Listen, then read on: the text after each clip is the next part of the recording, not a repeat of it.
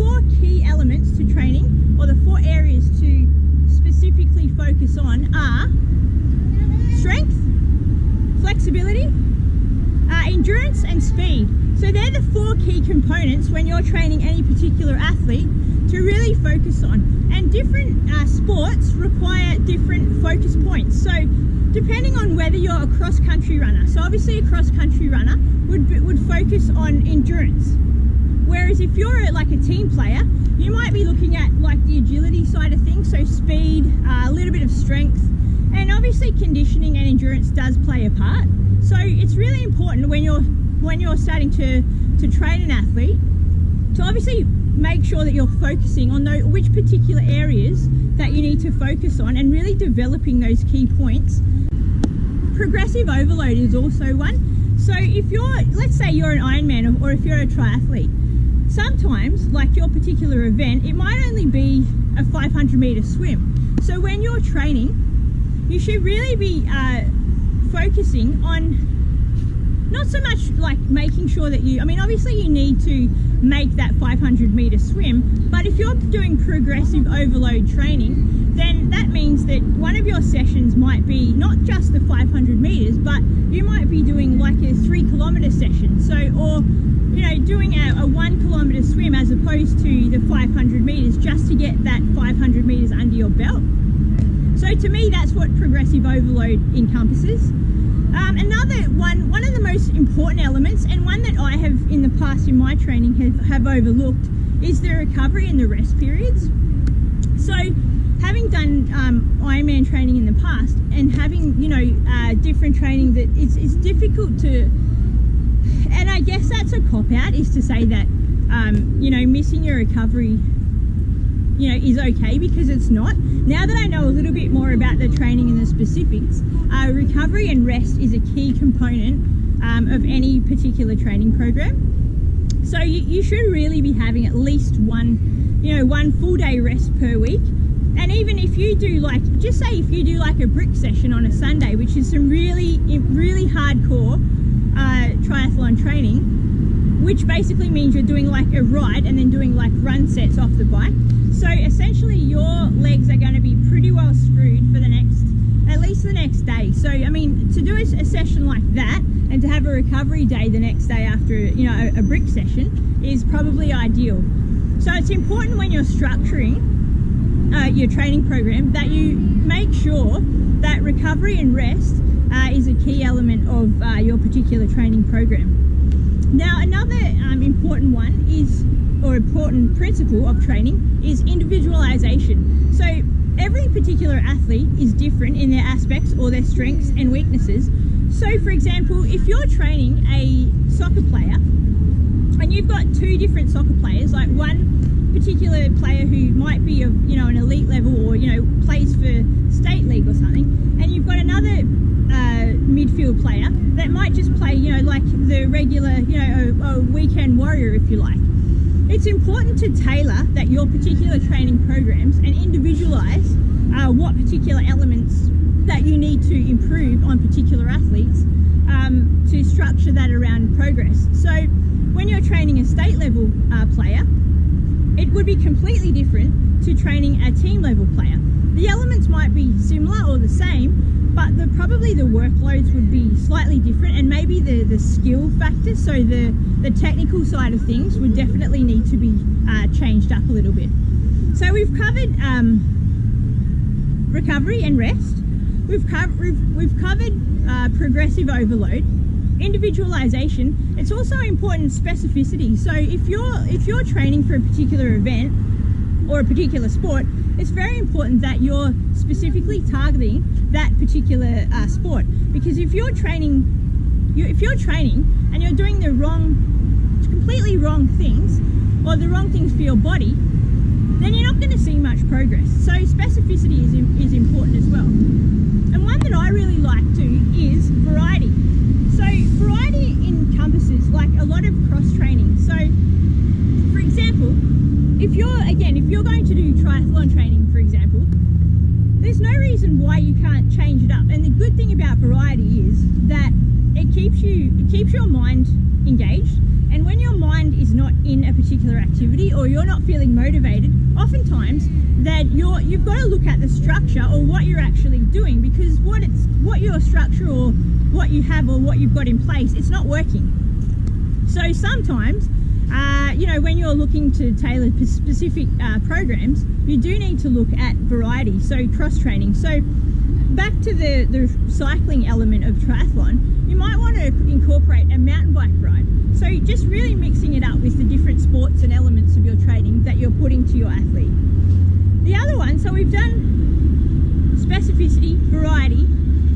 The other one that we need to look at too is the reversing. So if basically what that means is, reversibility means is, if you don't use it, you lose it. It's as simple as that. So you can't expect to, if you're training for a particular event, you can't expect to have, you're going to have highs and lows of the different motivational weeks, but you can't get out of bed in the morning and just say to yourself, no, I don't feel like training today, because it's not going to work for you.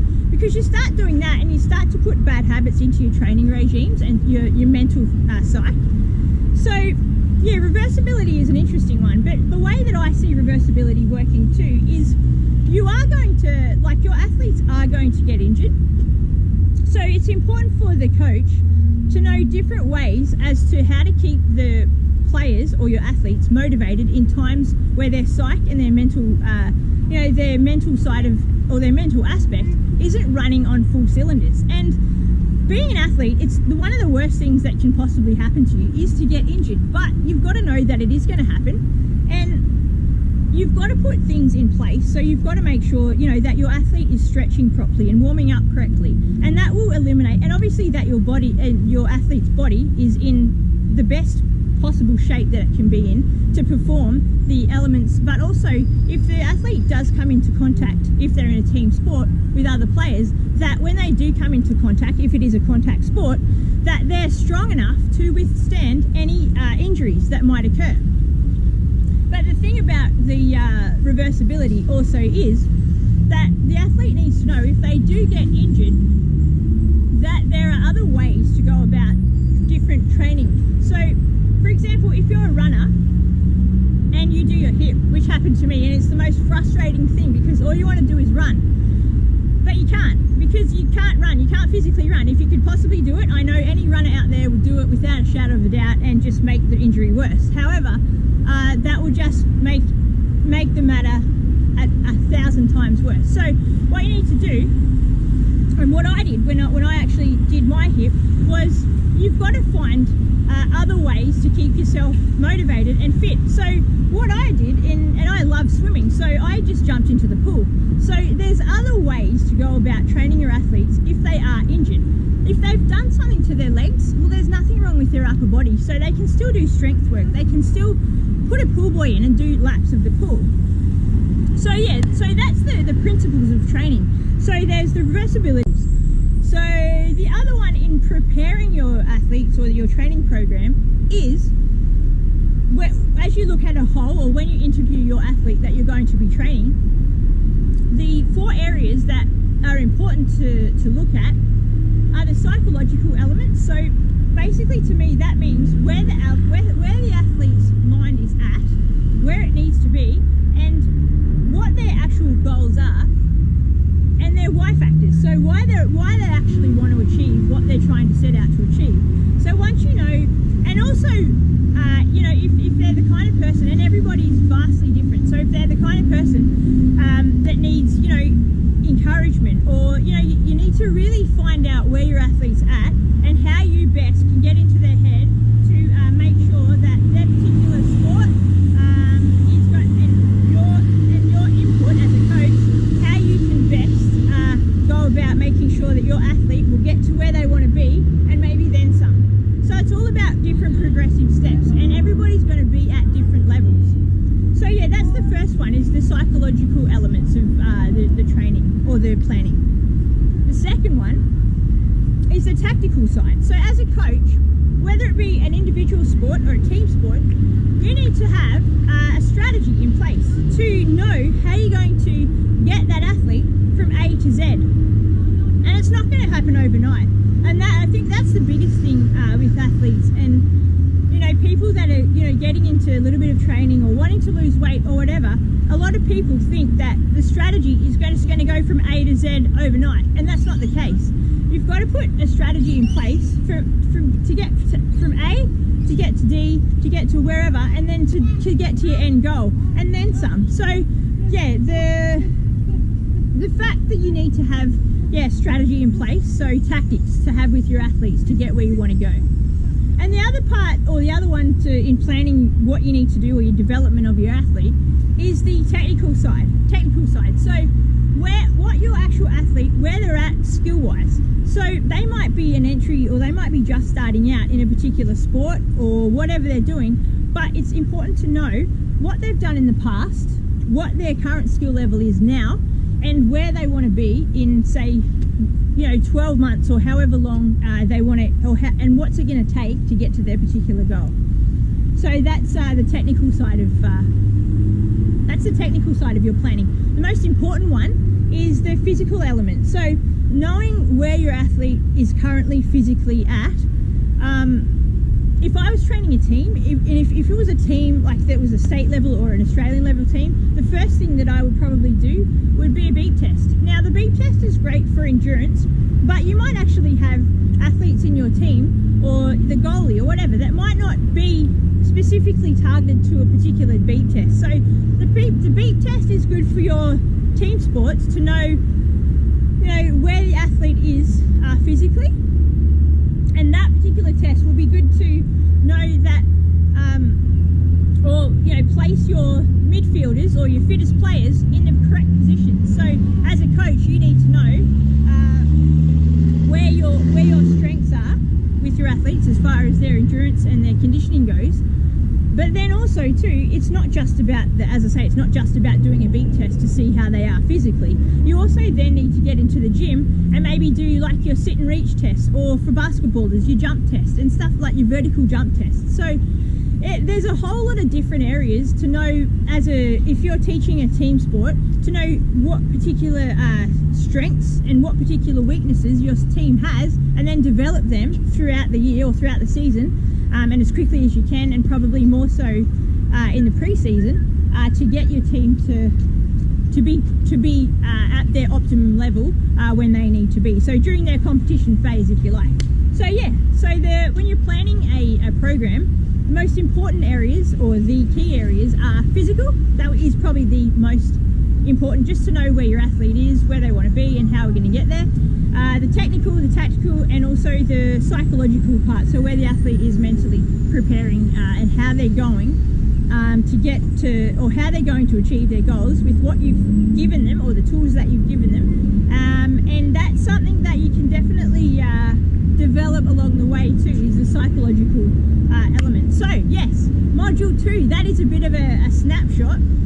I've also been working on my workbook. So my workbook is particular scenarios to training different level athletes. So the current one that I'm doing is a 9-year-old. I'm just currently working on training a 14-year-old who has had 12 months experience doing strength and resistance training. And yeah, I'm loving it. So yeah, that's a bit of an update as to, that's module 2, bit of an oversight or an overview of module 2, and yeah, absolutely loving it and killing it, and look forward to completing this course. And then down the track next month, I'll find out whether I get into my psychology course, and if I don't get into that particular course, then I'll be definitely looking at other unis and other avenues that I can do. So yeah, if I don't get accepted, which it may happen, I'm definitely looking at other ways that I can go about it. So yeah, loving my study. It's put me back on the front foot as far as life in general goes, because I've got a little bit more of a direction. Can't wait for basketball to restart. That's looking maybe not for another couple of months, but doing a little bit of running. Can't wait for the pools to reopen. That will be an exciting thing to have happen, and also the gym. So yeah, still running, feeling good. Did a ride the other day, and then it was funny, like now that when I do my training and I do like if you do something different, you can really relay it back to the study that you're doing and how it affects like your training for that particular day. So yeah, loving all of the study, but finding it really interesting to relay it back into my own training and looking forward to